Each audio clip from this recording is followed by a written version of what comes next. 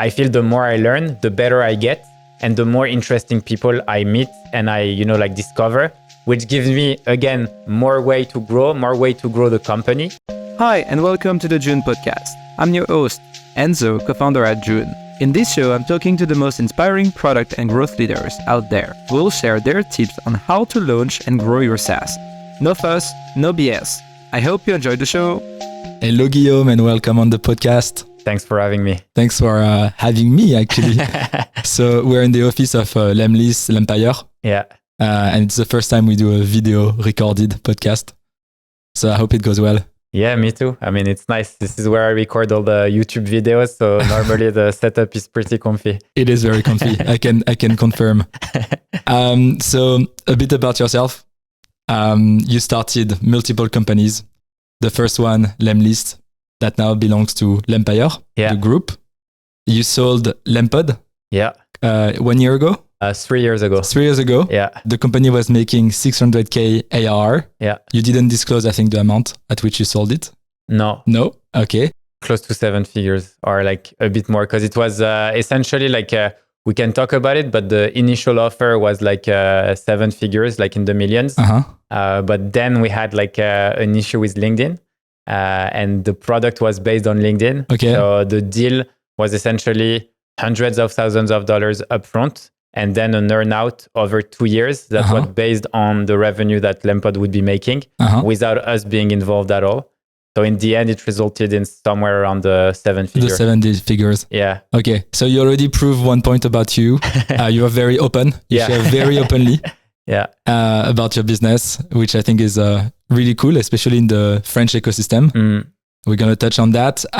Now you're fully focused on Lempire. Yeah. And that has a couple of products like Lemverse. No, we're going to touch Lemlist, Lem1, and Taplio, Tweethunter, Lemcal. Exactly. Yeah. And more to come. And more to come. I can't wait.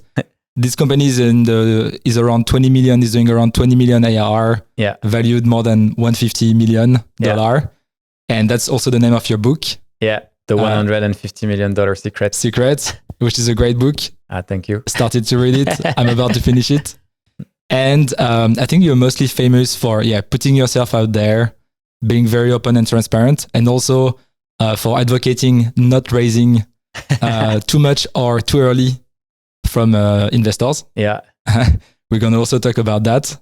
And when I did my research, I found out that prior to start Lemlist, you actually had your SaaS agency for lead generation, right? Called Lead Guru. Yeah, B2B lead generation agency. We were not really focused only on SaaS, but more like B2B companies from service to even hardware.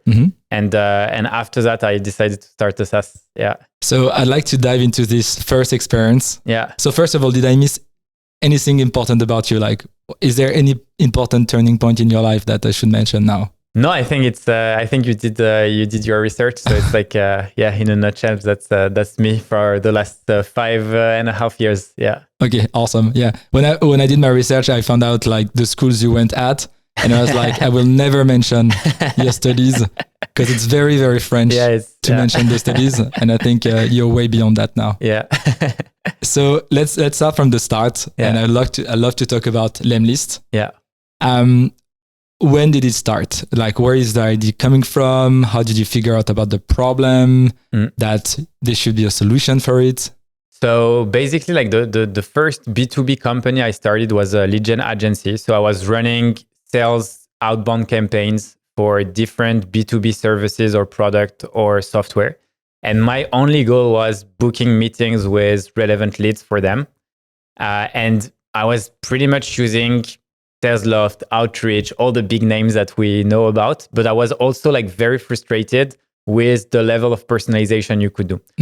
So I started like running experiments where I would start adding like video inside like the emails or even like personalized images with like logos, etc. And I would hire like VAs, like virtual assistants in the Philippines, ask them like to prepare like 100 times like a photo for each lead, etc. And then I would run tests. And I would see that my clients would get like a really like high booking rates versus like industry standards. And eventually I was like, okay, like it's really a pain that we're not capable of actually doing this automatically. So I thought, you know what, like even though the market of sales engagement or sales prospecting or outbound solution in general is extremely crowded, I feel like I can do better because I've done it so many times for my clients that I know what's working versus what's not working. And I felt at the time, after using the products on the market, that people who are building this product never actually did sales prospecting in their entire life. So for example, like even if we think of deliverability, which is whether or not your email end up in the inbox or in the spam folder, it's something that no one talked about 5.5 years ago. Mm-hmm. So I just thought, okay, there is an opportunity to be pioneered in state-of-the-art sales prospecting and just like stop the bullshit of, like you go on HubSpot and then you see sales email templates and you see stuff that no one would ever reply to, and just be like more, okay, like this is the no bullshit way of doing sales prospecting. It works, but it requires work. And there are lots of parts that you can automate, and we're going to help you do this. One of the first features I remember about the product was this personalization with the GIF. Yeah. And funny enough, it was, I think, the most performing email that our SDR were sending at Intercom. Nice. where I used to work. Was it one of the killer feature when you started? Was there an epiphany moment where you realized, okay, I can productize that, and if people use it, it's going to work for them, for most of them, Yeah, it was really insane because like you have to picture yourself in 2018 when we started. You have hundreds of competitors from Mixmax, SalesLoft, etc., who are actually like started maybe 6 years before us. So their product is already like really robust.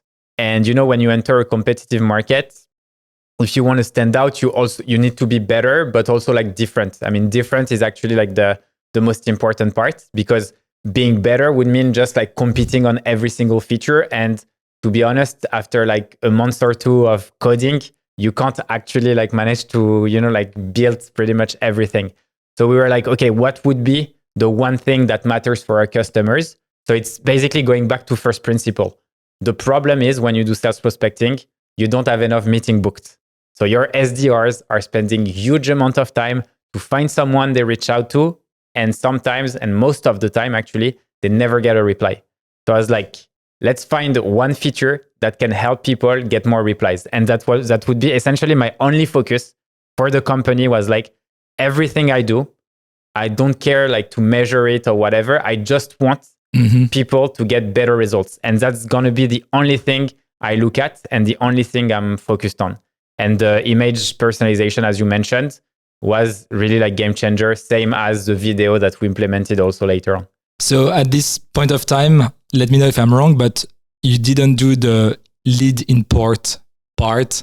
You didn't have the analytics part. You just had the outbound engine with this. Yeah, it was very basic. So the first thing is like you could send, I think you couldn't even send a follow-up automatically. And it was just like sending an email with like a personalized image, and you could import leads. So that was the nice part, was basically like you imported like a list of 100 people and the image would be automatically generated, etc. Right, but the tool was not doing the lead. No. You couldn't find any. It was leads. a CSV or something like that. Yeah, exactly. You had to import it yourself. Yeah. And I think this example is going to be an example we can reuse across the discussion, but this is so interesting. Your product was doing very little, right? It was very narrow on a very specific use case, and you already had a pretty big success with it, right? Or early traction. Yeah, to be entirely honest, like at first it was extremely tough because you got to convince people to use your product, and it was not like magical. It was not like one feature brought the entire success. It was a lot of like educating and convincing the market. So actually, because everyone had, so my first hypothesis was essentially, I'm going to reach out to people who already do email outreach or sales prospecting, and I'm going to try to close them. But because they were used to products that were, like a lot ahead of us, they were always comparing, and it was like not going well. So I decided to go towards like very, very like early stage founders, etc. And I would reach out to them, and instead of, to just tell them, okay, you can start a free trial or whatever, I would say, okay, I'm going to write your sales prospecting for you, which was something I would bill maybe like thousands of euros with the agency, and I would do it for free for them, just so they can start, like seeing the results and start doing it themselves. So that was like really the early days. I would say it took us maybe like from the first line of code to getting real traction, I would say like a year, even though it was, like we always had this 25 to 30% month over month growth rate.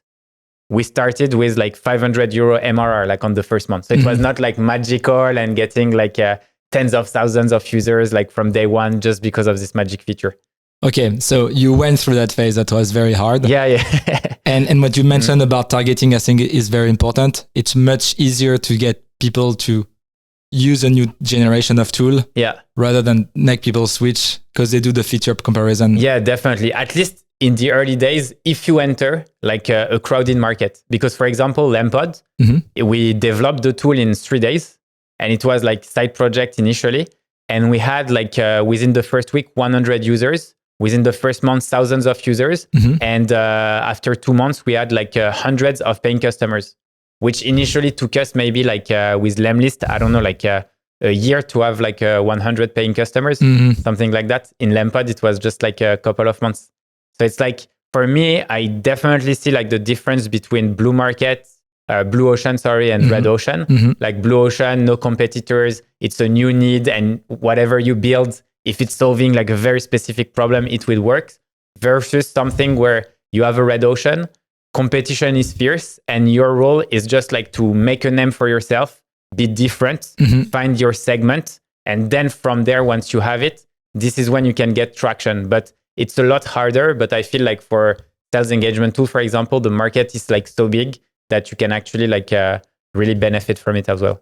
Yeah, it's one of the things you wrote in the book where you say, I think I read that you said it's a bit BS to not go in a big market because it's crowded. At the end of the day, it's all about how much you stick to it and how much you push and whether you can differentiate and I think get into space. Like a lot of people talk about like product market fit. And it's like, okay, where have you found like your product market fit? For me, if you have competitors who are doing like hundreds of millions of dollars in revenue, if you launch in this market, the product market fit already exists.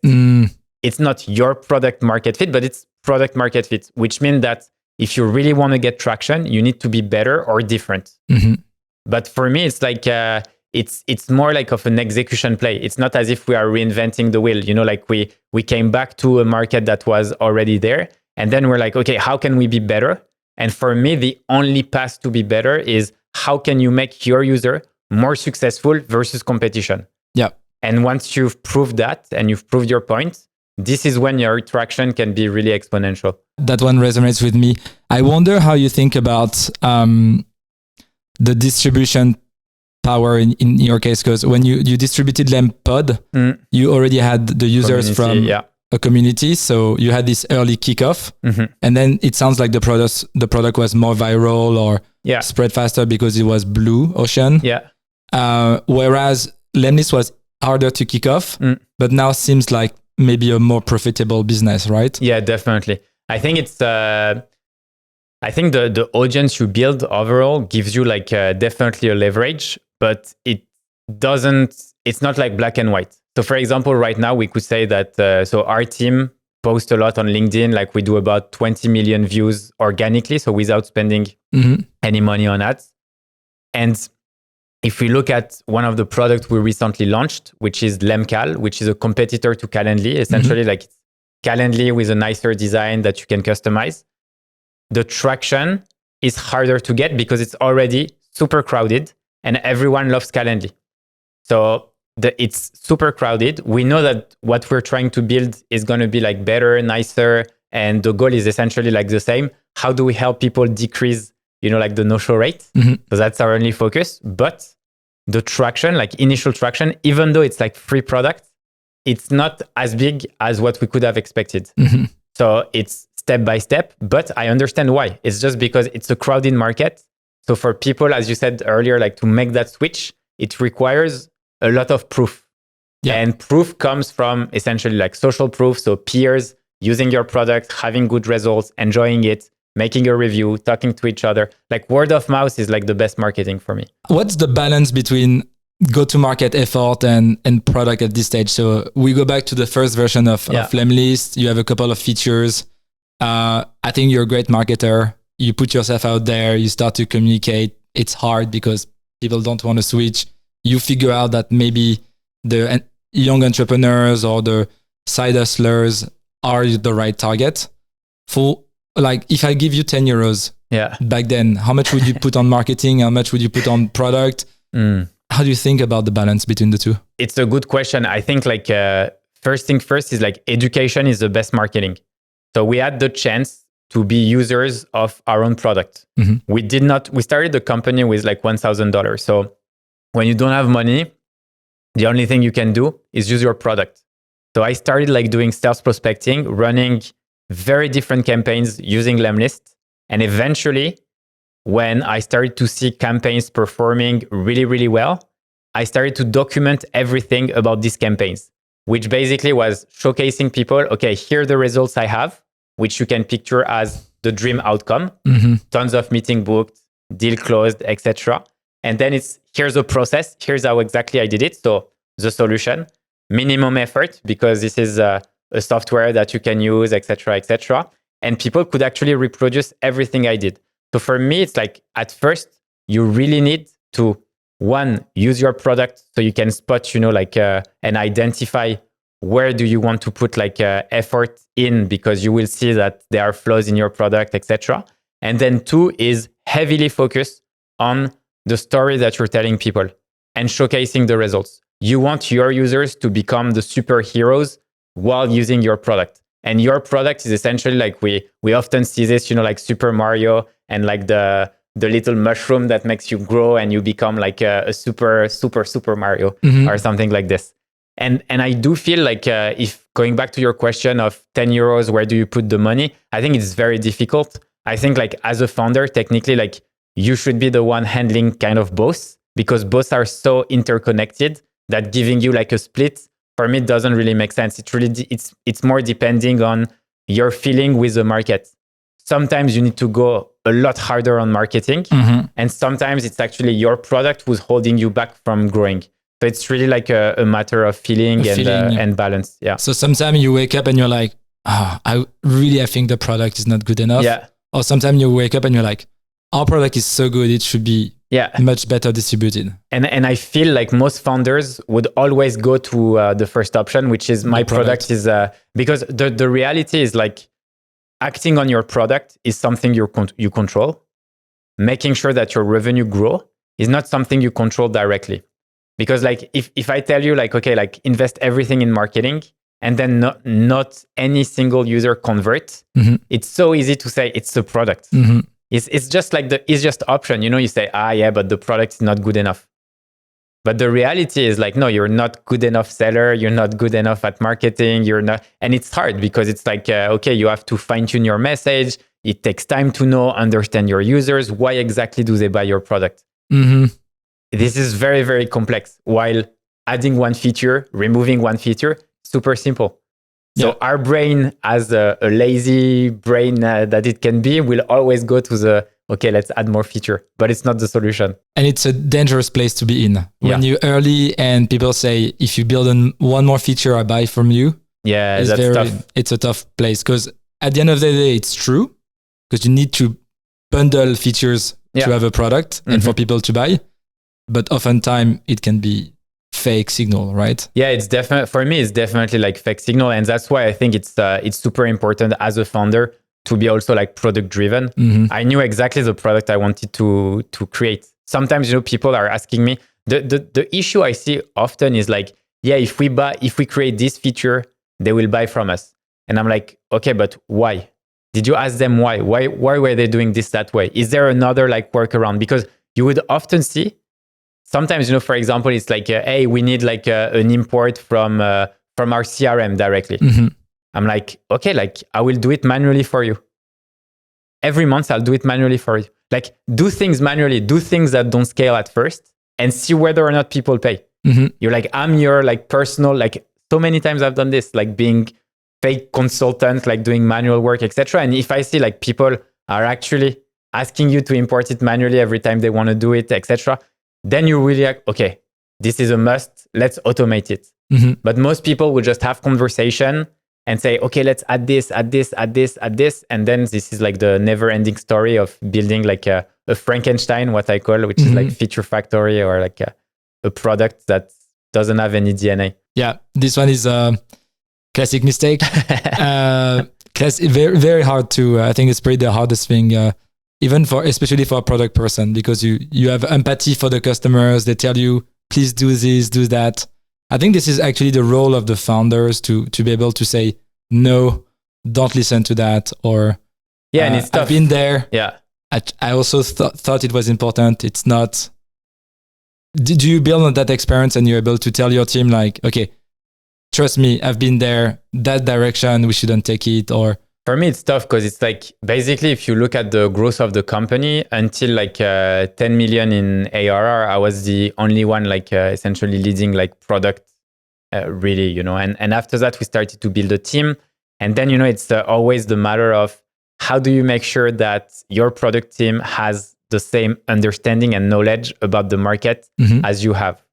And for me, I think this is the most challenging part.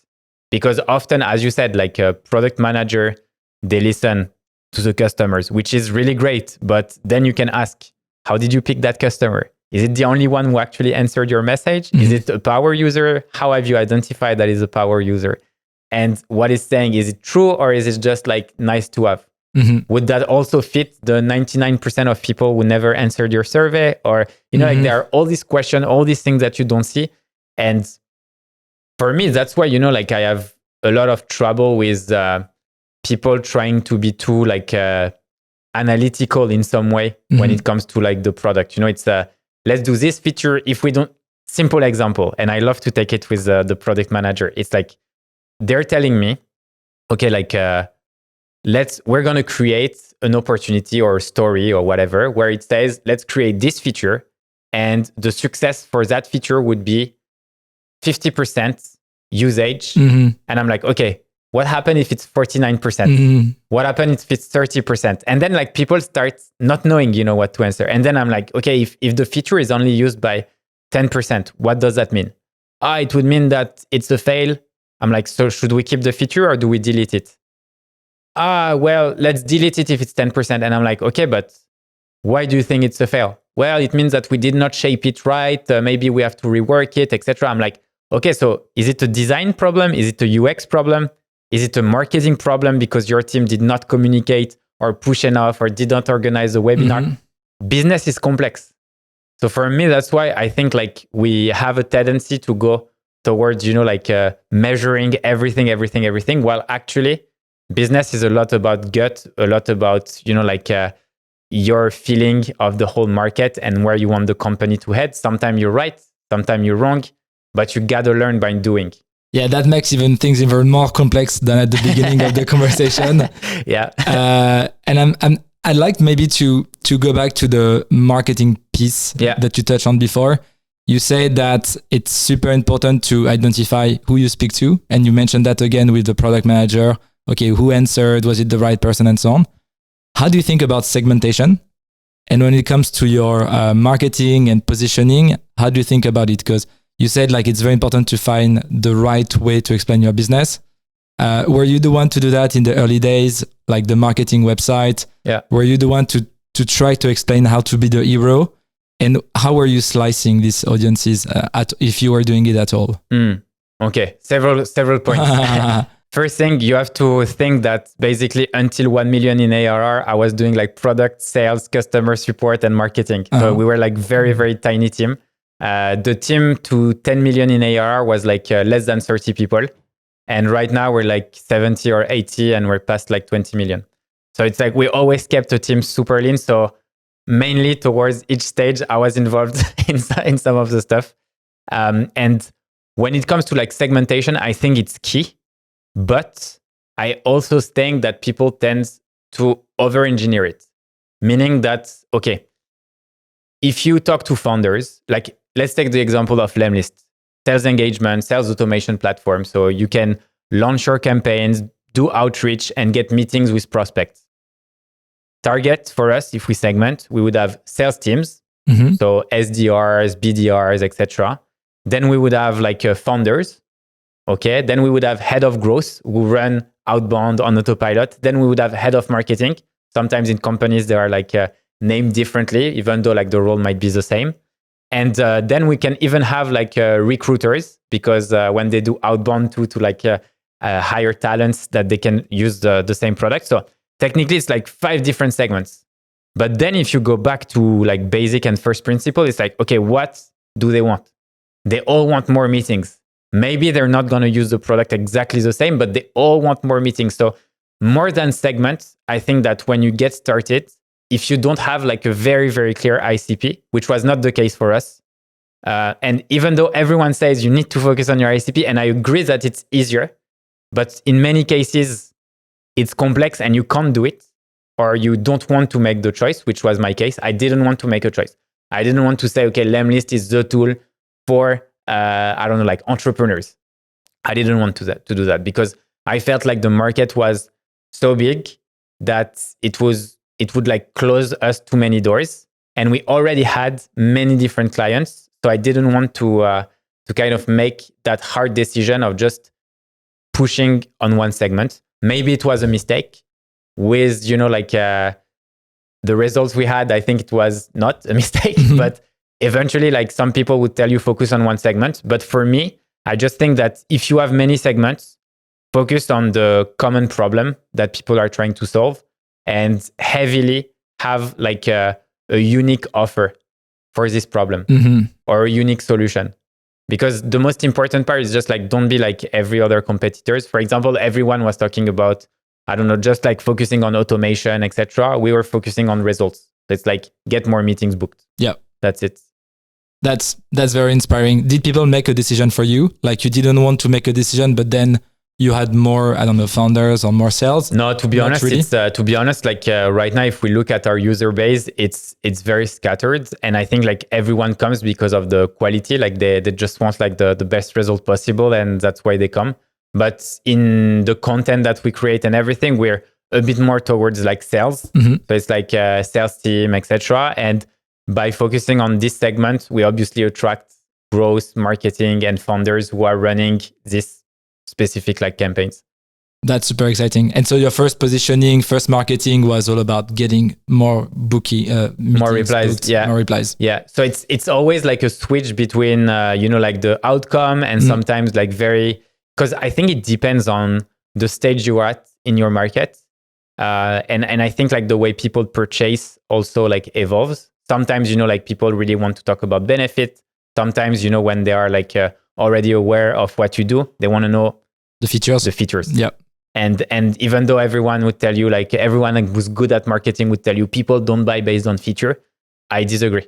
I personally buy on features. Like if I know exactly what I want, I'm going to be on 3 different websites from 3 competitors. I will look at the features that I want because I know like exactly what I want to achieve. Yeah, I completely agree. And you mentioned the Mario, so which is the benefit, right? Yeah. And now you're going back to the features. I think it's a never-ending debate. Yeah, but it's tough. It's tough. Yeah. Usually people would have the benefit on the main page, and then they would have another page with the features. Page. Yeah. But I also feel that it depends on your audience. I think if your audience is very expert and technical, then they want to dive deep into the feature. Yeah, I agree. Exactly. Let's move a bit forward in the future.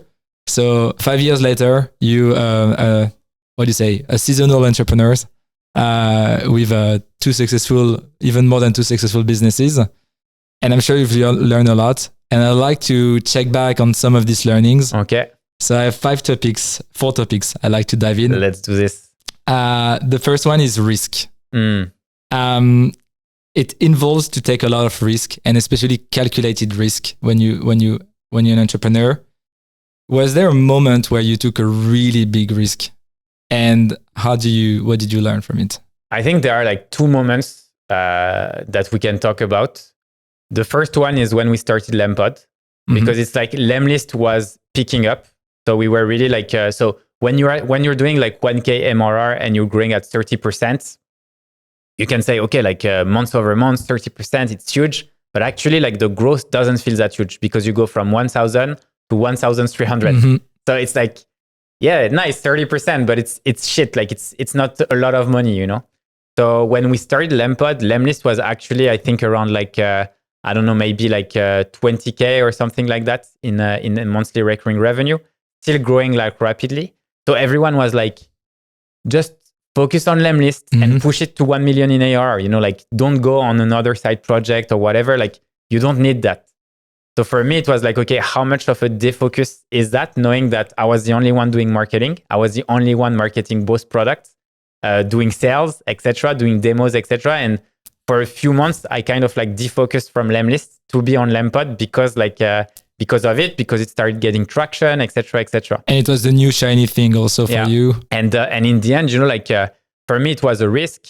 We know it was a risk before because of LinkedIn. So we created like Lempod initially, like for those who don't know it, simple project that turned into a monster. I can say it because I'm the creator of it. But essentially, the idea when you post on LinkedIn, you're gonna ask your team, "Hey guys, like a new podcast with G from Lempire. It's awesome. Please give a like." And then, you know, like people would click on the link and like it. Lempod was a Chrome extension that would allow you to automate that with your team. Except that very quickly, I realized that people would not use it as much with their startup, but more between marketers, between sales rep, between XYZ. And very quickly, we became like the biggest marketplace in the world of pods. And our best paying customers were the worst content you've ever seen. So they would pay like hundreds of dollars per month just to get likes to their post. And the post was like just shit like, hey, look at my product, or here's the awesome thing. And we even had some of the really well-known LinkedIn influencers that you are seeing right now on LinkedIn everywhere who would use Lempod to really build their notoriety, and even saying like, yeah, I think that pods are really like a bad idea. It's wrong. And they would use Lempod to get even more likes. So anyway, it was getting crazy, getting a bit out of control. But in the end, I learned a lot because I sold this product, which made me basically understand about merger and acquisition. How do you structure a deal? How exactly can you sell a product without willing to stay in the company after? Can you be like, how creative can you be with earnouts even though you're not in the company? Like lots of things that basically helped me later on acquire a new company because I had the knowledge of M&A and I went through a deal that was structured in a creative way. So I knew that I could do exactly the same and structure the deal like very differently. And these products are Taplio and Tweethunter, right? Exactly. Okay. Yeah. Did you see it as a risk back then? Yeah, I saw it as a risk because everyone was kind of like freaking out and was like, okay, like if Lemlist, if you defocus, it's going to stop growing, etc., etc. So it was maybe like a risk, like a 2-month risk. So for me, I was like, okay, it's fine. I'm going to limit myself, but it was still a risk. And I would say like the other risk was eventually, you know, like I wanted to showcase to people how exactly do you raise funds. So I started announcing publicly that we were going to raise funds.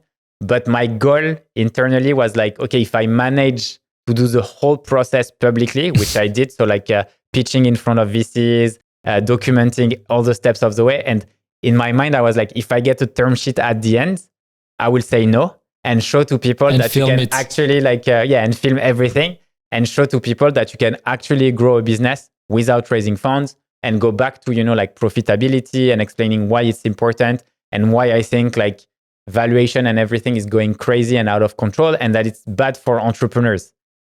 And this for me was like really a risk because 1, I didn't know if I would get a term sheet, and 2, I did not know how people would react whenever I'm going to say no to such thing. Yeah. And it was pretty insane. I remember that video was absolutely insane. I searched for it before today. Yeah. I couldn't find it. Really? Is it out of the internet? No, I think depending on which one, but I said no to $30 million. Yeah. It's still on. It's still there. It's still online. Yeah. This didn't impact your relationship with investors. You could still go to an investor today and most of them would be happy to meet you, right? Actually, they really liked it. It was really funny because I had more founders being mad at me. So VC-backed founders were like, I don't understand why you say things like that, and they took it personally. But VC and investor, they all messaged me and it's like, yeah, thanks for going back at this. You know, like we love profitable business. What you're doing is awesome. Like, let's keep in touch, etc., etc. For me, there was always a quite beautiful alignment between this kind of marketing stunt, like declining money from investors, who you are, kind of a hustler, in my perspective at least, and your target audience, which seems to be more, at the time at least, more bottom of the market hustlers. Yeah. Did you think about it like that, like as an alignment of things, and you were thinking like, what can I do for my business? Or was it just like natural? You were like, let's do this crazy thing, whatever it's the result, No, to be honest, like for me, it was just like having fun. Okay. I was like, okay, like no one has never done it before. Like I disagree with most people. I fucking hate like media in general, like TechCrunch, etc., because they only show like, hey, they've raised 100 million. Like it's basically like a dick measuring contest. It's like who raised the most money, etc. But actually, I've seen so many, and I've talked to so many founders who are like depressed after raising like hundreds of millions of dollars, and then they end up with nothing because their investors, they have like liquid pref, which means that they're gonna get the money first. Sometimes their liquid pref is like 2x. So let's say they invest 100 million and the company is sold 200 million. They would get the 200 million directly for them. So the founders would end up with nothing, working for 7 to 10 years, on a company where they see zero. Same for the employees, or even worse for the employees. I think it's just like not super fair.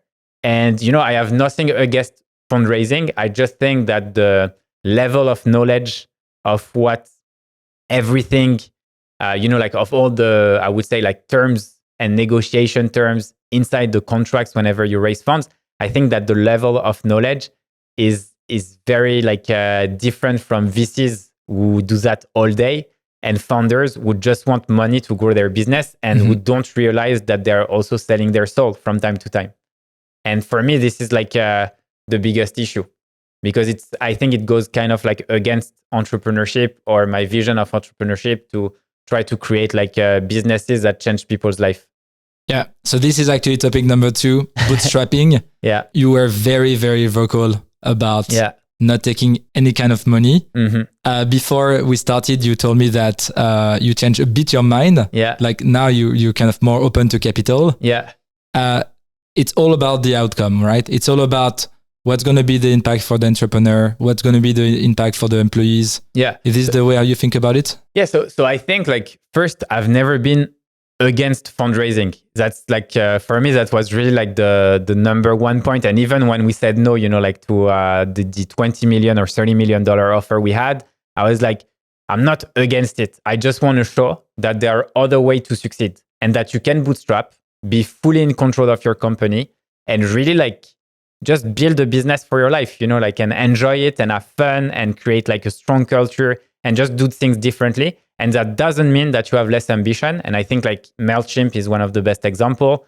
They sold, I think, at like 7 or 11 billion to Intuit.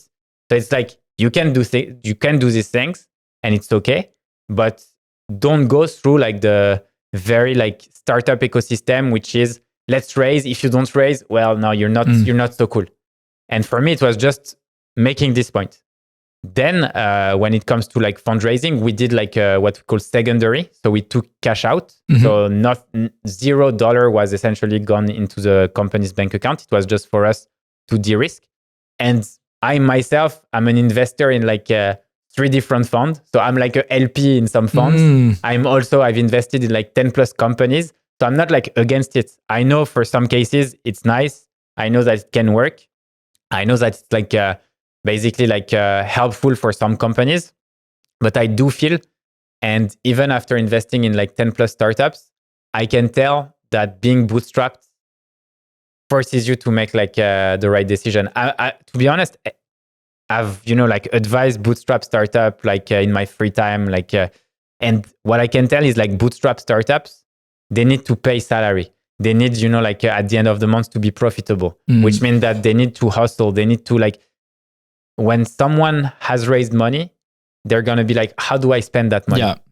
So I should hire sales. I should do X. I should spend here. I should spend too much options. The only focus until you get to 1 million in ARR is marketing, sales, and support. So it's like and product essentially. Maybe, So it's like for me, support and product, it goes hand in hand because it's like you have people complaining, so you understand what's wrong, and then you build your product.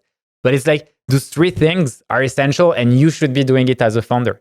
When I see founders, they're not even at 1 million, and they are like, hey, I should delegate X, Y, Z, think about strategy or all this type of thing. No, it's really a lot of hustle. But to understand the depth of your market, you need to spend time with these users. Even right now, every single week I talk with users.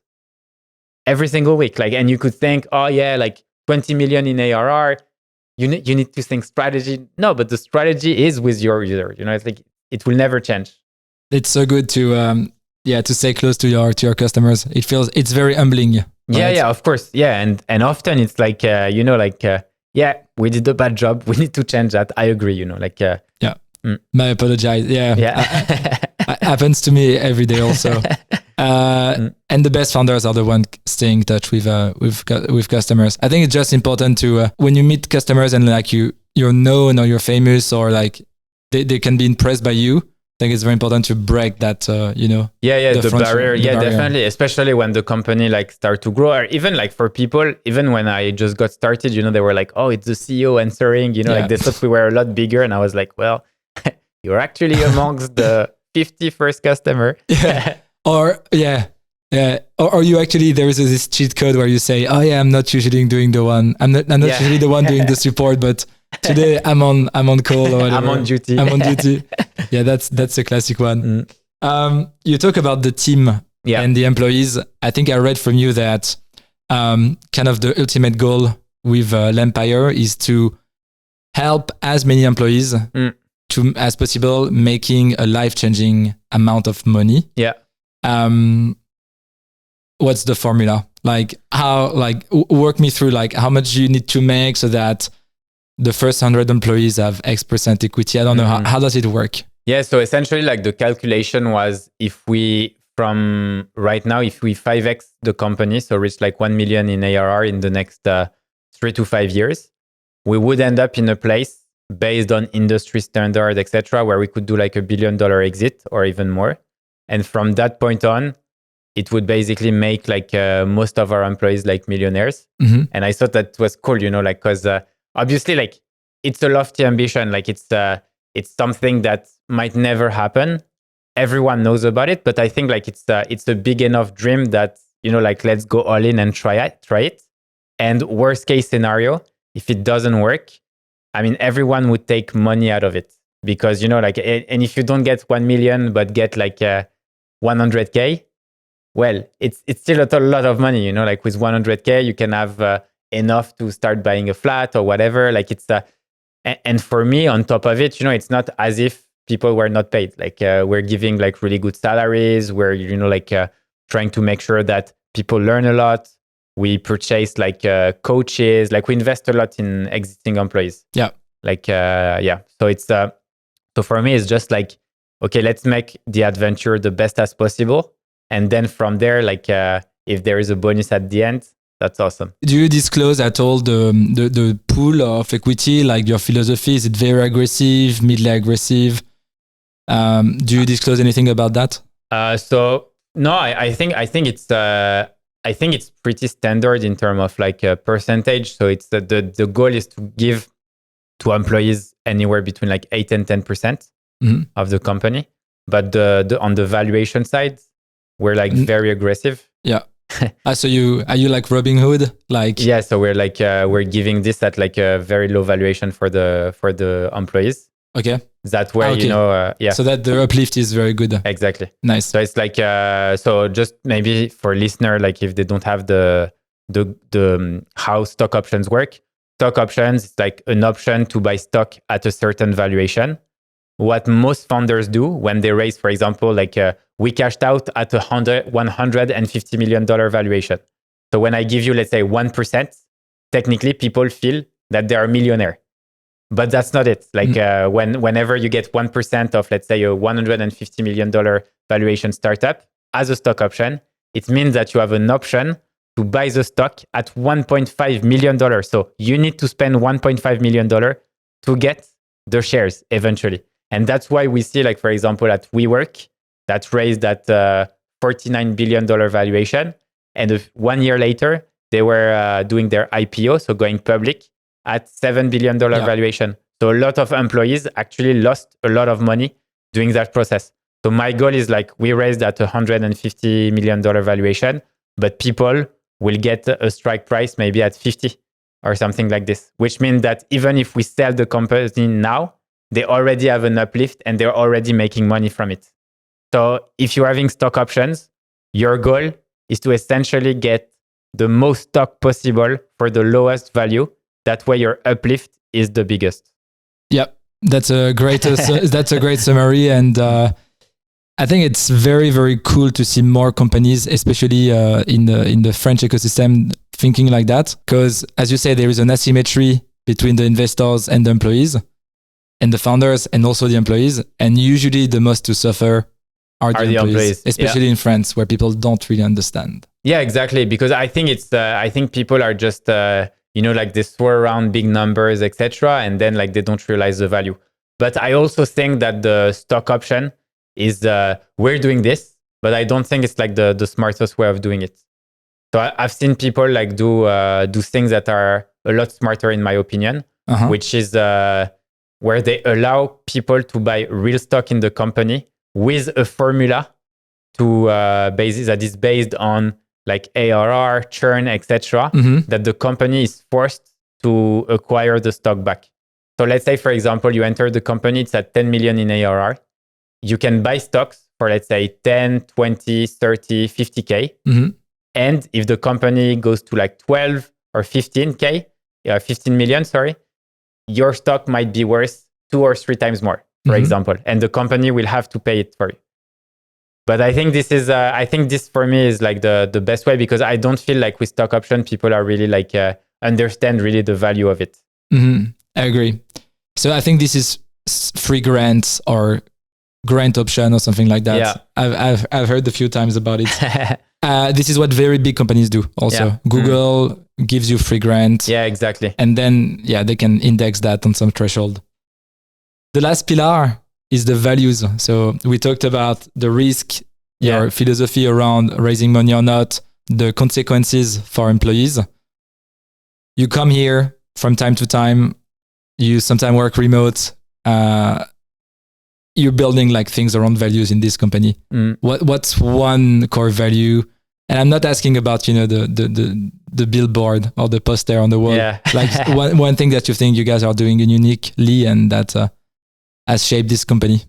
It's a good question. I think like, I think singularity, is like, is a big core value, in a sense that it's not because there are like established rules that we can't do things the other way around. And I think like in every, like people were telling that you should never put images in your cold emails.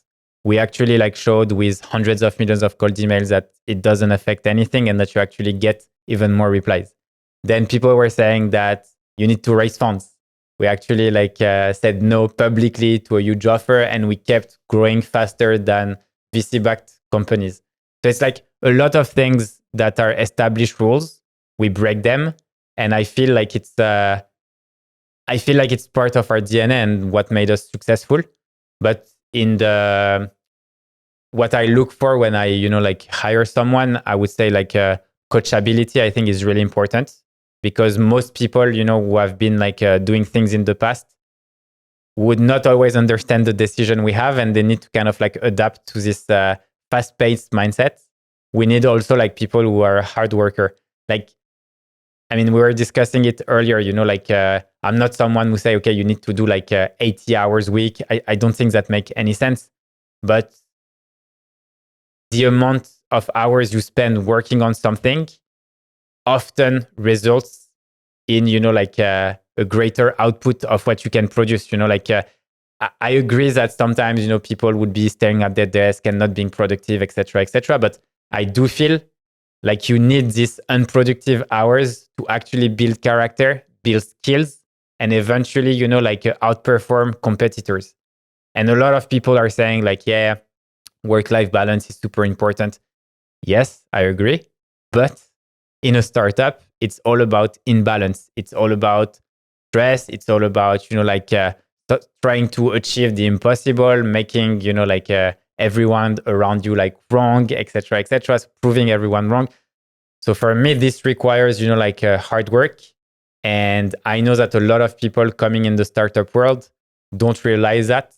And, during interviews would say like, yeah, I'm a hard worker. But in the end, they're not. And it's fine. I have a lot of friends who like working 30 hours per week, being chill, not being challenged, and they're fine with it. And I think it's just a matter of living an intentional life.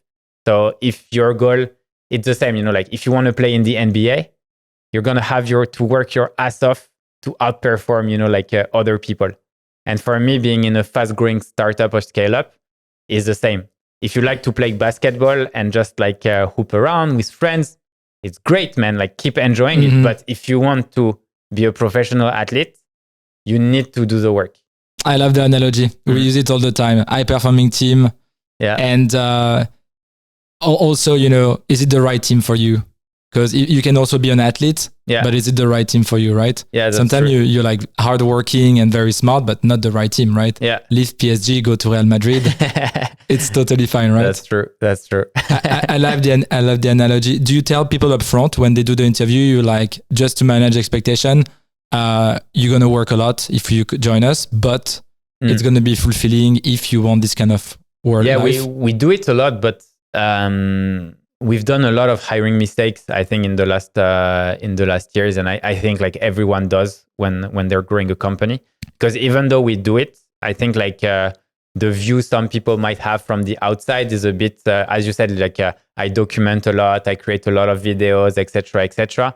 And sometimes people have like kind of this wrong image of it's just going to be a lot of fun and chill and that's it. While actually, so even though we tell them you're going to have to work hard, like it's a steep learning curve at first, but it's fine. Like we're here for you, but you need to put the effort.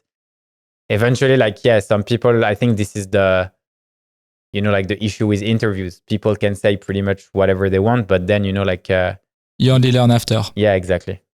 Singularity is a great summary of you and the company, because it touches on everything we talked about. Your marketing, the channels you use. I think you've been very heavy on Twitter, LinkedIn, the Facebook groups at some point. The product also, one product team, two products. Like that's not very common. And actually that might be what has helped you the most, right? Because when you look for new channels, that's usually how you can, benefit from a faster growth, right? And when you build a unique product, as you said, this is where you differentiate in people's mind, and you might acquire a new segment of users that are looking for the product you're building, the problems you're solving, right? Yeah, so definitely. That might be your strength, actually. Yeah, I feel like it's I think whenever you have like strong user base, and also like over the years you start creating like a stronger brand, I think a lot of positive things comes your way, because your users are a lot more loyal with everything you do, because they understand you're here to help them. So every feedback they give you helps you actually build either something new or develop an existing product. And overall, I think this is very a virtuous circle. It is. How do you think about channels? We haven't talked about this one. How do you think about, so you've always been one of the first person I know on a new exciting channel, right? Yeah. I think now you're trying to grow your YouTube channel too, right? Yeah. And the pods were definitely about that too. How do you think about, and I guess TikTok, Instagram is in the pipe or already started? Yeah, Instagram actually is pretty big. I have 160K or something like this. But overall, I think I think you should be on every channel, to be honest. As a CEO, for me, it's first things first. It's building a company is a lot of hard work, and I feel like the more you create content, the more you learn. Because the thing is, every time I created content, yes, it helped me build an audience. Yes, it was transparent. Yes, I created more relationship with people I didn't know. But in reality, the reason why I was doing it was for me. So it's how exactly did I went from 0 to where I'm at today? And at first it was 0 to 10 paying customers. Then 10 to 100, then 100 to 1,000. And by doing this, you actually realize that a lot of the things you've done some did not make sense at all and you shouldn't repeat that, but others you should focus on and doubling down. Mm-hmm. And I think it's extremely helpful as, like writing a journal or doing all these things because it gives you clarity. And clarity for me is like the hardest things to have as a founder because the more you talk to different type of users, the more ideas you're going to get and the messier it will be in your brain. It's like, we should do this, we should do that, we should do that. Like you have thousands of ideas. Like tomorrow, if you say, okay, like you have to start a new SaaS from scratch, I have hundreds of ideas. Mm-hmm. Like I'm never going to run out of inspiration. But by doing these things where I document, where I create content, where I try, to take complex things and simplify them, I feel the more I learn, the better I get. And the more interesting people I meet and I, discover, which gives me, again, more way to grow the company. And down the line, it's really that virtuous circle where you feel like you're growing as an individual. You feel like you're meeting with even more interesting people day in, day out. And I think what you're doing with the podcast is really like the perfect example. Like you have your company, it's working well, you're growing, but you want to also interview like other SaaS founders, other people working in the product sphere, etc. And from there, you're learning new things, you get new perspective. Maybe this conversation gave you like one or two ideas of things that you need to do. You implement them, then you learn, you see. And this is the beauty, I think, of growing a company and meeting and exchanging with others. It's so true. It's exactly what it is. I'm sure you get these messages all the time. Like, I want to write on LinkedIn every week. I want to write on Instagram every week. How do I start? And what you wrote in your book is just start before you're ready. Just do it. But it's tough. It's tough because the first messages are bad. Yeah. But I invite you to check the first episode of the podcast. It's shameful. It's horrible. Like everything is bad. The camera, the microphone. There is no jingle. It's horrible, honestly. And I knew it when we published it. It was so bad. We laughed at it, right? But we're like, okay, let's start somewhere. Let's do it. Exactly. Right? Yeah. A bunch of personal questions. We're leaning toward the end, maybe two. Let's go. And then we wrap it up. I love your enthusiasm, by the way. I wonder how you look like when you're sad. I'm never sad. You're never sad, yeah. I think you're one of this person that one day we'll need to think about what it means to be sad. Okay, so actually this one is it's actually perfectly tied. Building a startup, roller coaster, up and down. How do you go through your emotion? How do you manage that journey? Like you say, you're not really sad, but I'm sure you sometimes reflect on this. Yeah, there are obviously like tons of tough times. I started the company with two co-founders. Now I'm the only one. So my two co-founders left about 18 months or so ago when we did the cash out. So it's like, yeah, it's tough. And I think when you're the CEO, there is a quote I think that says heavy is the head that wears the crown. Mm-hmm. And I think it's true. You are the only one, who can basically handle the biggest matters. There are some topics that you can't share with your team. I think it's important to have support from the outside, whether it's a coach, whether it's other entrepreneurs, whether it's friends. I have entrepreneur friends that I can talk to, about all my issue or the problem I face as a CEO. But, I have also other friends whom I can't talk business about because, they don't understand, they don't really care about it. So I think it's super important to create a strong environment. So it took me years to kind of build my network of people I knew, I could just go to and talk when things get hard, people who are just one step above me. And I also, try to help other people. I think whenever you have problems, go help other people. And sometimes just make you think that, my problems, they're not as important as what I believed. And the last thing, which I think is really important, is sports, to be honest. I do sports almost every day. And, when things get hard, I can just go run and then, everything disappear. Empty your head. Yeah, empty your head. Exactly. But not the first 10 minutes, right? No, the first 10 minutes, you can get a bit angry, a bit emotions. And then after that. And then you get the hit. Exactly. I love that feeling.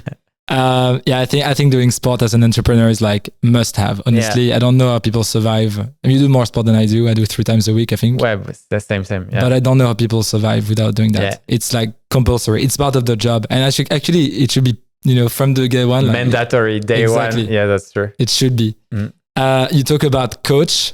What about mentors? For me, like mentors is, I never had like really like well-defined mentors, because my mentors, to be honest, like most of them don't know about me. Like it's just, I've read their book, I've watched their videos, I watched like everything they've created online, and I learn a lot from them. There are people I had conversation with, which I can consider as like mentor, because, like they really like help me out, see things very differently. If you look at like when I just got started with Lemlist, I really had like the only ambition I had was I would love to keep working on something I love, a SaaS product, and be able to pay myself a salary. Mm-hmm. That's it. Because back then, like my girlfriend was paying the rent. Like it was, I was eating pasta a lot. Like I'm half Italian, so pasta are good, but eventually like you want to eat something else. And that was my ambition. But once I got the salary, I was like, okay, like what's next, Mm-hmm. And I was in the US, met with the CEO at the time of AppSumo. It was Ayman Al-Abdullah, not Noah. Not Noah. Yeah, I've met with Noah too, but Ayman is actually the guy who operated.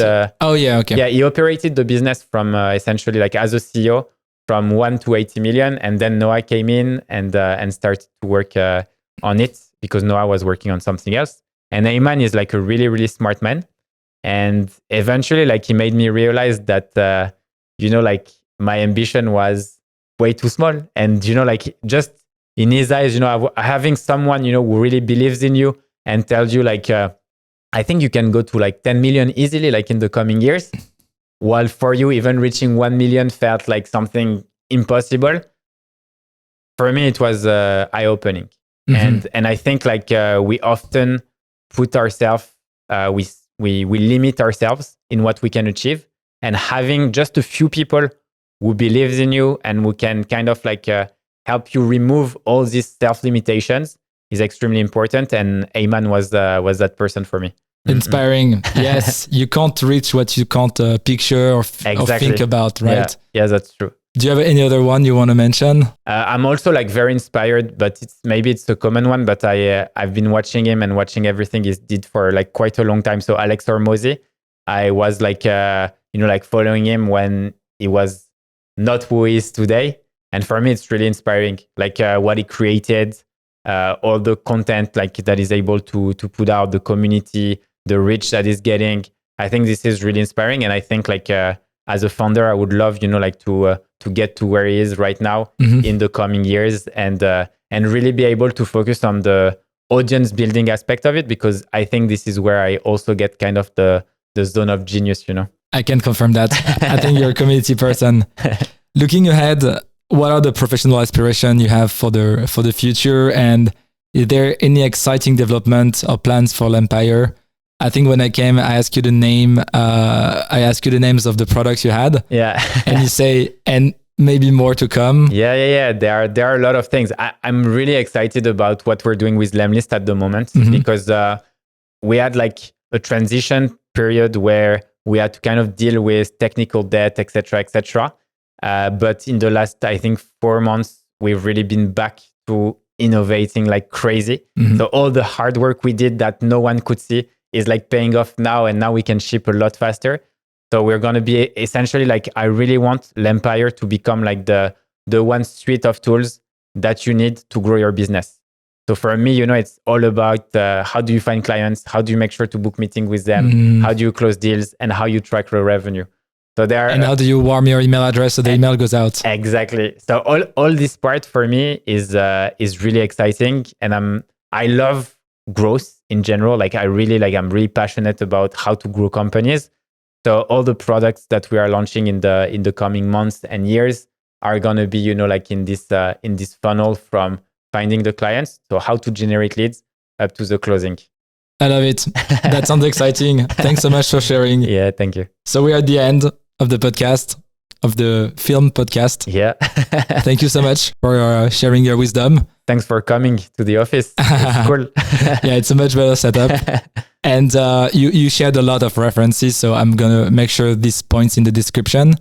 If people want to follow up with you, where do we point them? Yeah, they can go on LinkedIn, and I answer also all my emails. So if you want to reach out, it's guillaume@lempire.com. You can reach out to me, and I really answer on average in 48 to 72 hours. Lovely. Yes, yeah, email is I better even have than... an ETA. Do you? No. Okay. Yeah, I recommend emails. I think LinkedIn is very hard to navigate at the moment. Yeah, LinkedIn inbox sucks. So yeah. Maybe a good next product to build. I wanted to create Lembox is still on my in the wish list? multi-channel inbox. For me, it's like it's a must. But Still not solved. Yeah, still not solved. Hopefully we see it coming. Thank you so much, Guillaume. Thank you. Thank you for listening to the June podcast. If you enjoyed this episode, please leave us a 5-star rating and subscribe. This episode is powered by June. For a better way to do product analytics, visit june.so.